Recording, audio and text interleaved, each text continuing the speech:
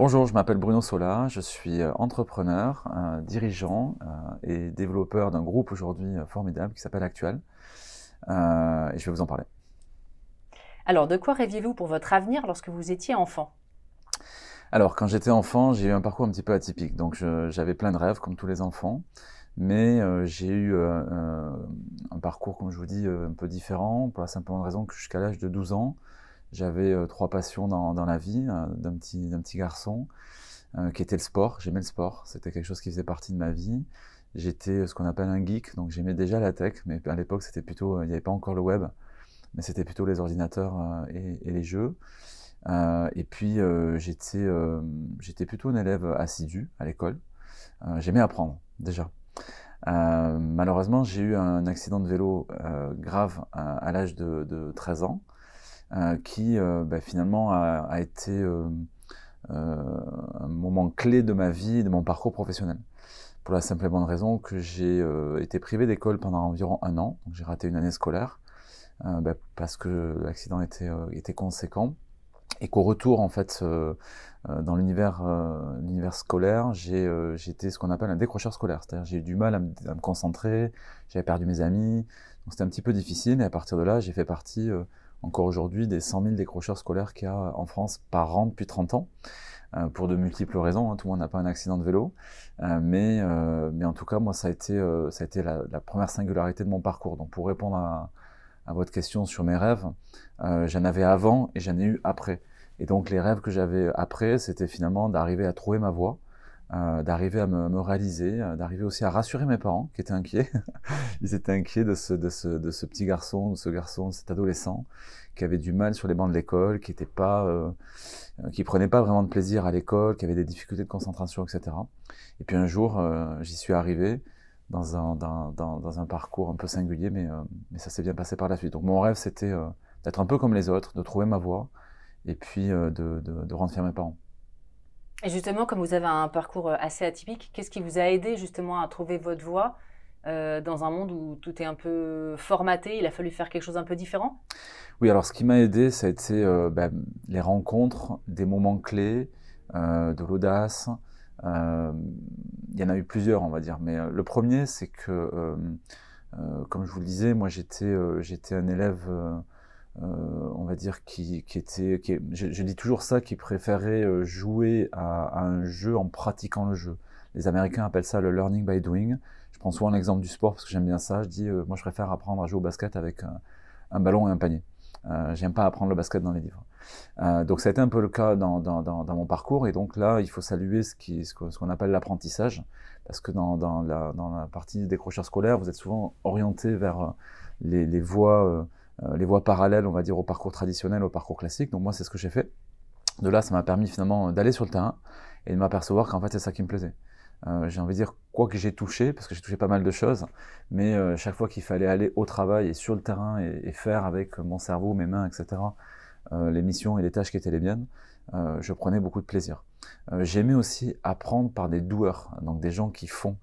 J'avais rien contre les profs, mais parfois ça me manquait. Je me disais, mais moi, je veux que la personne qui m'apprend doit être un sachant, un praticien, surtout quelqu'un qui le fait et qui me démontre les choses.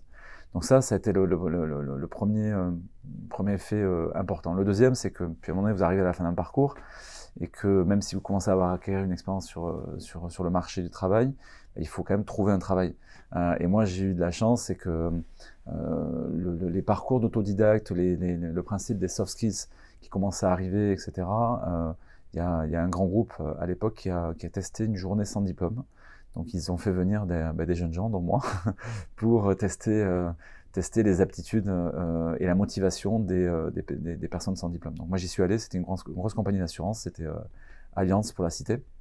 Et en fait on m'a fait passer un test, je l'ai réussi et on m'a embauché. Ça a changé ma vie parce que à partir de là, je me suis senti déjà rassuré. Je commençais à atteindre le premier objectif, qui était de rassurer mes parents, d'avoir un costume, une cravate, une voiture de fonction, un ordinateur portable, mais surtout une formation, puisque le concept de ces gens-là, c'était de dire, à partir du moment où on trouve des people qui ont des aptitudes et des motivations, on va leur amener la compétence. Donc moi, pour moi, c'était un peu l'école de la deuxième chance. Je me disais, bah, c'est super, j'ai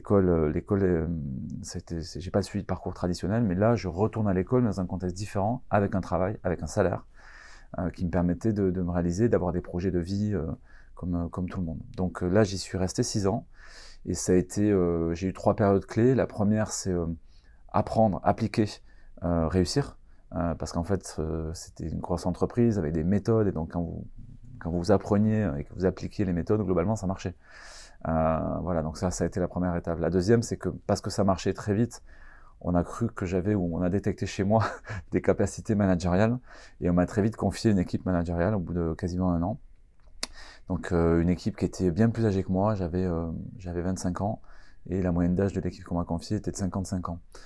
Donc c'était pas gagné, et d'ailleurs j'ai perdu puisque tout le monde est parti. Tout le monde est parti, tout simplement parce que j'ai appliqué ce que j'appelle la charte de l'anti-management. Donc j'ai appliqué toutes les erreurs qu'on peut faire en management, dans les relations humaines, dans la confiance, dans le leadership, etc., etc. Mais ça a été plutôt bénéfique, puisqu'à ce moment-là, j'avais 2 options. Option numéro 1, c'était perdre mon job, parce que quand vous êtes manager sans équipe, vous perdez votre job, ou bien reconstruire une équipe qui vous ressemble. Donc c'est ce qu'on m'a proposé. J'avais un délai pour le faire, mais je l'ai fait, et j'ai du coup recruté des personnes en proposant un projet. Et, ce qui était rigolo, c'est que je recrutais plutôt des bac plus 5, parce qu'à l'époque, le groupe avait encore changé un peu de stratégie et préférait, on va dire, premiumiser un petit peu notre approche et aller chercher des gens diplômés ou très diplômés. Et ça a été le deuxième fait d'armes, puisque là, j'ai pu constituer une équipe et vivre une aventure humaine géniale, avec des gens finalement qui venaient porter le projet que je dessinais au cœur d'une entreprise qui avait dessiné son projet. Et j'ai vécu 3 ans et demi incroyables avec une équipe qui a eu du succès, puisque c'était une entreprise très commerce, très business. Je dis souvent que ça a été mon école de commerce à moi, ça a été mon ESC à moi. J'ai fait HEC après, je vais vous expliquer pourquoi. Mais voilà, donc du coup, beaucoup de succès par un esprit d'équipe irréprochable, par la composition de talents très différents, mais le même objectif, s'éclater, se développer, commencer à réussir, et puis même âge à peu près. Et puis le troisième, c'est que à un moment donné, alors que vous êtes, j'avais trouvé ma voie quelque part. Il y a un truc que vous n'avez pas prévu. Moi, j'ai eu 2 choses. C'est d'abord l'amour. J'ai rencontré ma femme. Ça, c'est jamais quelque chose qui vous tombe dessus comme ça. Enfin, c'est quelque chose qui vous tombe dessus comme ça. Et puis derrière, j'ai fait une rencontre d'un entrepreneur qui a changé ma vie, qui dans un concours de circonstances étonnant, parce que je suis tombé en panne avec ma voiture. Je devais aller à 300 km de ma ville, et puis ce monsieur m'a pris dans sa voiture pour m'amener, parce qu'il allait au même endroit. Donc on allait à la même fête, on va dire. Il m'a raconté sa vie comme je raconte la mienne. Et donc ce monsieur était entrepreneur à succès, qui avait un gros groupe de marketing multicanal. Il s'appelle Christian Duboué, je le salue. Et Christian m'a raconté sa vie. Puis à la fin du trajet, il m'a dit, mais tu m'as posé plein de questions, pourquoi en fait? Je lui ai dit, parce que moi j'adore écouter des gens comme vous, qui ont un parcours riche, etc. Et il m'a laissé sa carte, et il m'a dit, si un jour tu as une idée, tu m'appelles. Et donc 3 semaines plus tard, je cherchais une idée, et je l'ai appelé parce que j'en ai eu une. À force de chercher, j'en ai quand même trouvé une. C'était pas génial, mais il y avait quand même la base. La base, c'était que moi, ayant été privé d'école et ayant reçu une formation qui avait changé ma vie, je me suis dit que la formation, c'était majeur et fondamental pour chaque individu. Par contre, je trouvais que ça manquait de peps, à la fois pour l'apprenant. Je voulais qu'elle soit plus participative, plus moderne, plus digitale, puisque c'était mon dada. Et je pensais aussi que les entreprises qui misaient sur des talents méritaient d'en avoir des résultats. Donc c'est là où je l'ai appelé en lui disant, j'ai une idée, ça s'appelait Business, c'était le nom de ma boîte. Et à partir de ce jour-là, j'ai créé Business, qui deviendra quelques années plus tard un des leaders de la formation professionnelle pour les entreprises. De quoi êtes-vous le plus fier aujourd'hui en tant que dirigeant, et comment y êtes-vous parvenu? Alors il y a plusieurs... la question de la fierté, elle est difficile parce que... moi j'ai un mix de choses qui passent dans ma tête quand j'ai réfléchi à cette question-là. Je vais en citer 3. Le premier, j'ai envie de dire que c'est la valeur qu'on crée en créant une entreprise. Ça, vous ne le mesurez pas tout de suite. Moi, je ne l'ai pas mesuré tout de suite. Au début, vous avez une idée, vous l'appliquez, puis bon, vous voyez assez vite il ne faut pas être tout seul pour faire ça, qu'ensemble on va plus loin, etc. Mais je me rappelle d'une séquence, je venais d'avoir mes bureaux, ça faisait 2 ans qu'on avait démarré, et là, en fait, c'était à la période de Noël, et il y avait des gens qui ont fait venir, les salariés ont fait venir dans l'entreprise leur famille, en fait.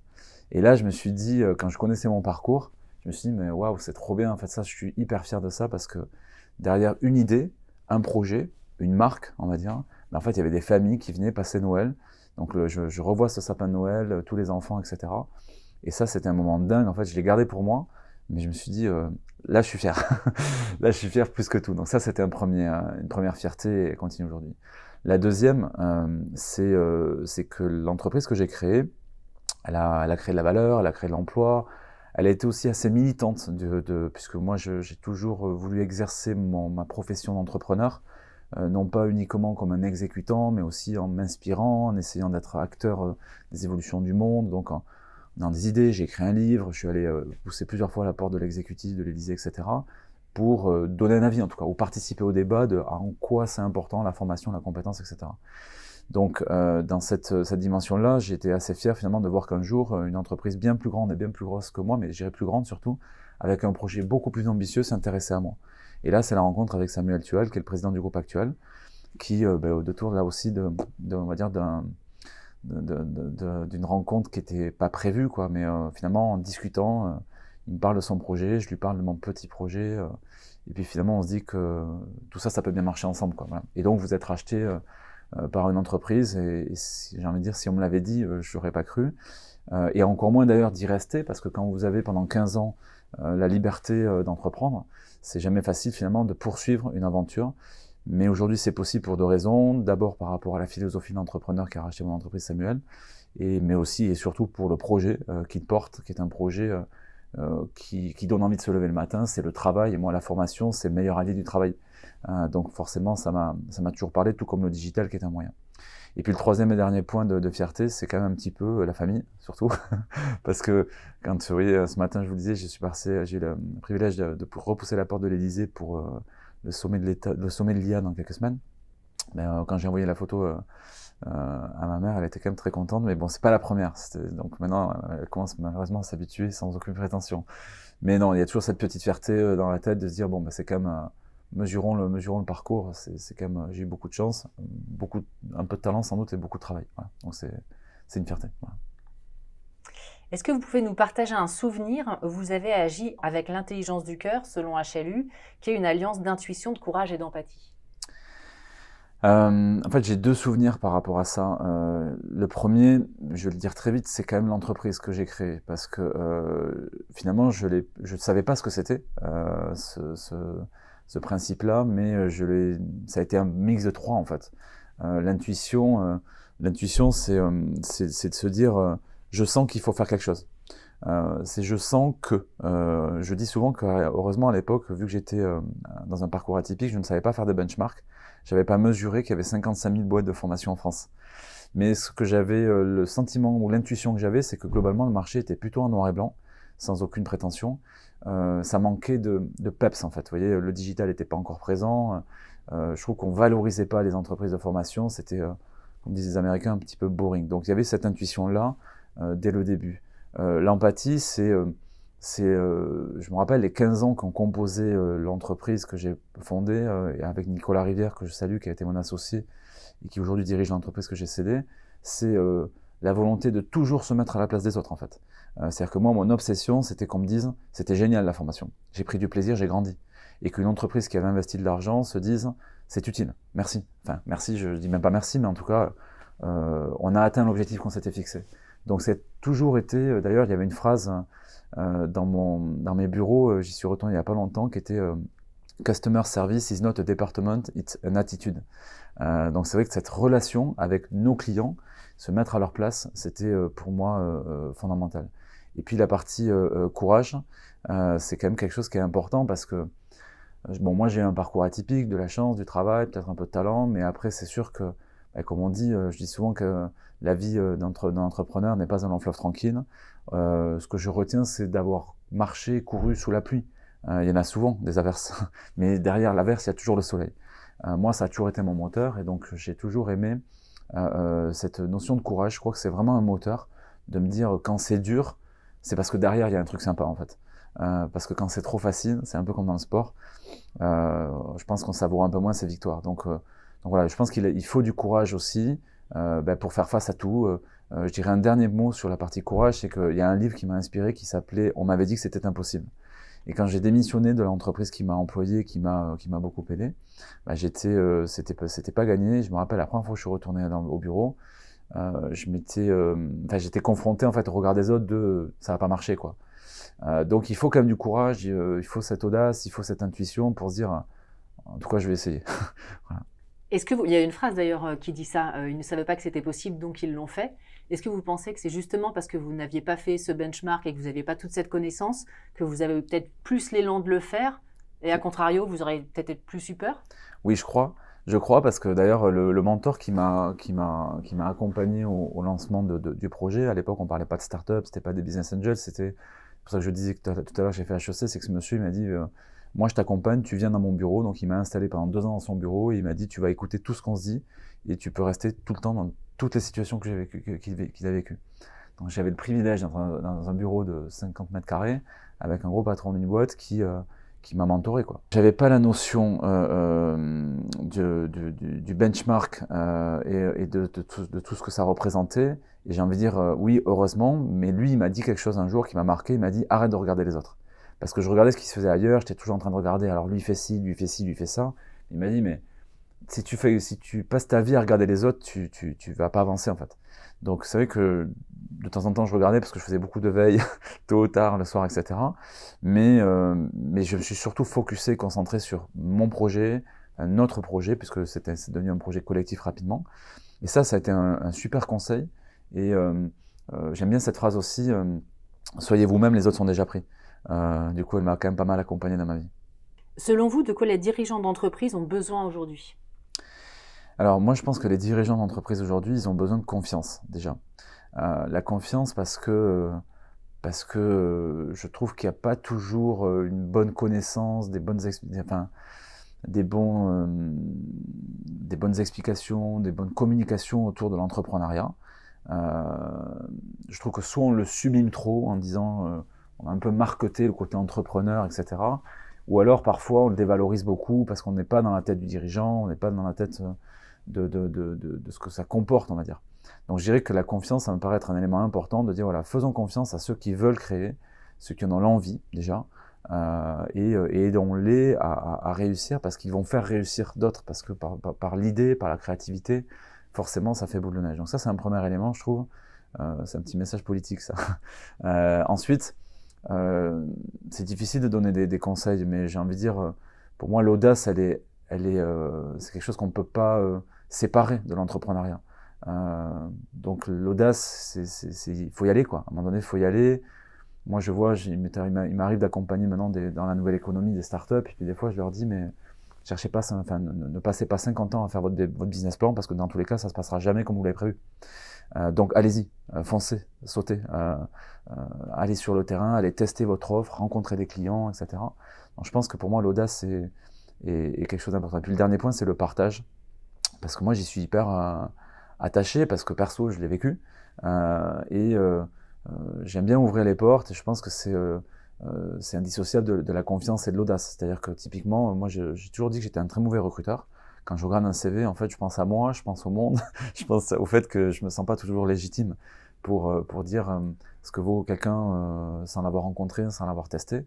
Donc le partage, c'est de dire, ben, je partage mon projet, je partage mes idées, je le fais de manière spontanée, authentique. Moi, j'ai jamais trop aimé le calcul RH dans le recrutement. Et puis, j'ai envie de dire, c'est souvent ce que je dis aux gens que je recrute, je dis, ben, si vous avez envie de venir, dans la mesure où il y a un job et que ça colle naturellement, ben, venez en fait. On va tester sur le terrain, et puis on va voir, parce que tout ce qu'on se raconte là dans un entretien de recrutement, ça ne reste que des promesses, et c'est ce qu'on va vivre. Et on a souvent des belles surprises. Et enfin, qu'est-ce que vous avez appris dans votre parcours qui pourra servir à d'autres personnes? Si je devais donner des leçons de parcours par rapport à ce que moi j'ai pu vivre modestement, je vois 2-3 points. Le premier, je pense que celui-là il est quand même vachement important, surtout dans le monde d'aujourd'hui, c'est le côté soleil solaire en fait. Moi franchement, je me rappelle des fois je rencontrais des gens qui me disaient alors comment ça va les affaires, et je disais génial tout le temps, mais c'était pas le cas tout le temps. Vous voyez, il y avait plein de moments où on stressait, où c'était pas comment il fallait, etc. Mais je disais toujours super. Et c'est marrant parce que je discutais avec des gens qui eux n'avaient pas la même personnalité, étaient plutôt, moi c'était pas de l'arrogance, c'était pas C'était pas ça, c'était plutôt voilà, j'avais le sentiment que d'essayer d'être entraîneur-entraînant, de dire ça va bien en fait, voilà, tout en ayant de l'humilité. Donc moi je pense que pour le coup je suis plutôt côté soleil, c'est peut-être mon côté sudiste qui revient. Donc ça je pense que c'est important parce que déjà ça vous fait du bien à vous, le côté soleil c'est solaire et c'est quelque chose de communicatif et intéressant. Ça c'est un premier point. Ensuite bah, la combativité. Moi j'avoue que euh, je pense que c'est un vrai moteur en fait. Des fois les gens vous disent c'est dur, faut se battre, etc. Ouais, mais en fait c'est chouette au final. C'est chouette de se battre, c'est chouette parce que on s'embête pas, parce que on va chercher en soi et autour de soi beaucoup d'éléments qui comptent. Moi je le vois dans le projet que je porte chez Actuel. C'est beaucoup plus dur de porter un projet à la taille d'une boîte qui fait 2 milliards d'euros de volume d'affaires. Vous avez 5000 salariés, vous accompagnez 1 million de personnes. Moi, c'était tout petit à côté de ce que je faisais. Donc, c'est plus dur. Et en même temps, c'est hyper challengeant, en fait. Donc, je réussis moins aujourd'hui, paradoxalement, qu'hier. Mais par contre, c'est un gros moteur. C'est un gros moteur de me dire, voilà, comment on fait avancer ce gros bateau qui aura encore plus d'impact, mais qui est beaucoup plus dur à naviguer. Donc, ça, je trouve ça intéressant. Et puis le dernier point, je pense que je l'ai pas dit, je crois dans l'interview, c'est l'écoute. Moi, j'ai toujours aimé apprendre et écouter quoi. J'ai toujours vu la différence entre l'écoute active. L'écoute active, c'est il y a des techniques, hein, mais c'est vraiment de se dire je vais apprendre de l'autre quoi. Donc moi, je sais que voilà, c'est hyper enrichissant d'écouter. Parce qu'après chacun va faire ce qu'il veut ou entendre ou écouter ce qu'il a envie d'entendre ou comprendre et écouter, mais quand même ça a toujours été riche et moi je suis assez attaché à ce que les Américains appellent le long life learning, l'apprentissage tout au long de la vie, et en fait on apprend de tout temps et avec tout le monde. Moi j'apprends de mes enfants qui m'apprennent des trucs, je me dis que je suis vieux maintenant, mais c'est génial, et puis j'apprends des autres, voilà. Donc je pense que ça c'est aussi un élément parce qu'on peut avoir des belles surprises et on progresse quand on écoute et quand on apprend quoi. Merci beaucoup Bruno. Merci à vous.